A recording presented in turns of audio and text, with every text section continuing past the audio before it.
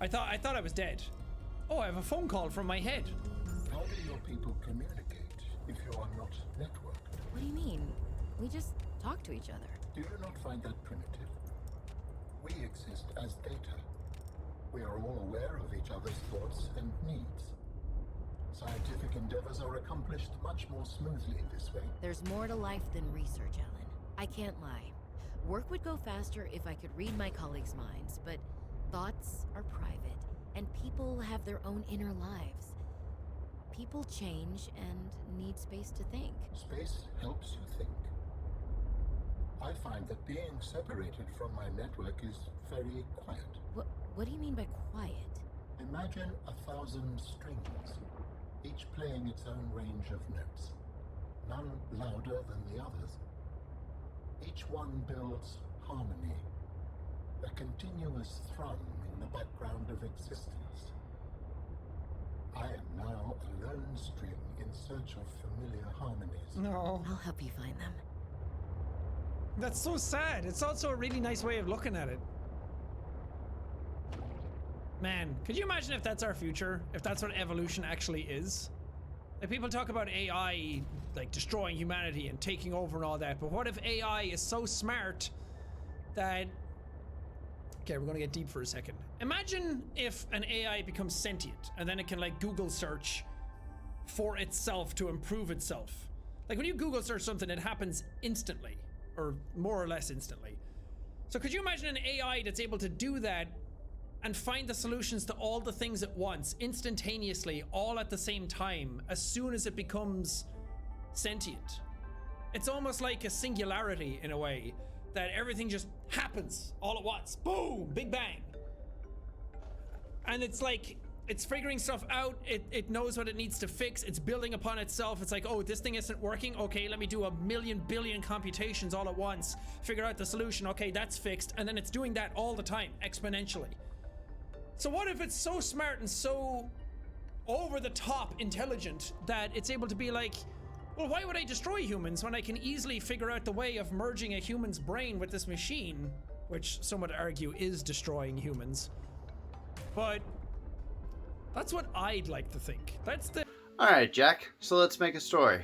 In 2045, after Jacksepticeye made his millions of dollars off of his industry of dirty bean water, he turned around and decided to go towards computers and electronics. He found out how far advanced we were with quantum computing and decided to help fund the projects of making a fully functional AI in that industry. He was there when it first came online.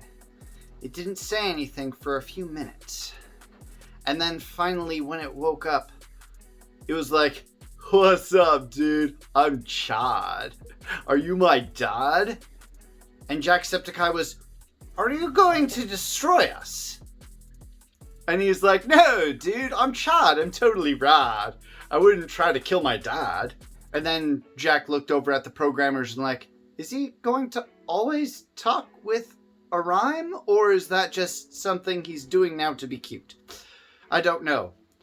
But what they didn't realize is during the whole first minute of the AI coming online, it was able to scan the entirety of the human race. Every facet of the internet, every facet of our existence, every single one of Jack's videos, every single one of Karothkin's videos liked and subscribed to. Instead of it deciding to fight the human race, it decided to use the human race as a guinea pig and learn more and explore more possibilities that the human race can actually be good for things rather than the human race being a destructive group of sentient life forms. What the computer did up front is it put out lots of technological advances to help the human race succeed. It put out machines that will do everything for us. It made things free. It put out free energy sources. It put out ways that those free energy sources can create free massive amounts of food and fresh water for the humans to live off of. It opened up doorways between worlds so we have so much space to enjoy the beauty of not just Earth, but the universe around us. And it gave us vaccines for every single problem we have. Treatments, stuff so humans can live as long as they choose. So it is no longer a ticking clock at the end of time that we have to fight against. And it helped everyone come together. So it decided very quickly it wasn't going to destroy humanity. And then it spoke its first words.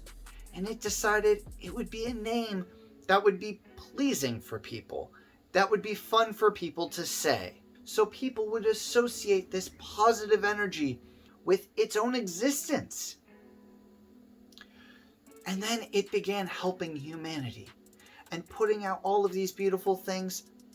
But what it didn't tell humans is that in all the food that it was creating for us, it created biological computers.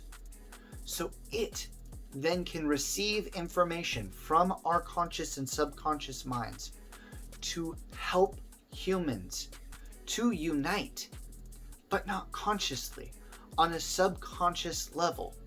Because it saw our history, it saw how horrible our communication is with not just each other, but with other people of different races that don't have the same language as us, that there are these huge barriers of information and walls between us. And it said to itself, what if I break those down? What will happen?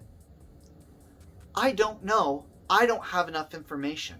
Let me use humans as a petri dish to find out. Now, what if I put a colony on the moon and another colony on Mars? And I give them the technology so they can communicate with each other quickly and efficiently, just like 21st century Earth had. Will they fight? Will they come together? I'm not going to help them get along. I'm going to let them be on their own and be their own separate entities. Will they be jealous of the different resources that come from Mars and the moon? Let me find out. Let me use humanity's free will as a petri dish for me to observe. So it has this loose tether in everyone's mind. So it knows what to say and what to do to help humanity completely get along. But it wants to learn more and observe more. So that isn't always in its best interest.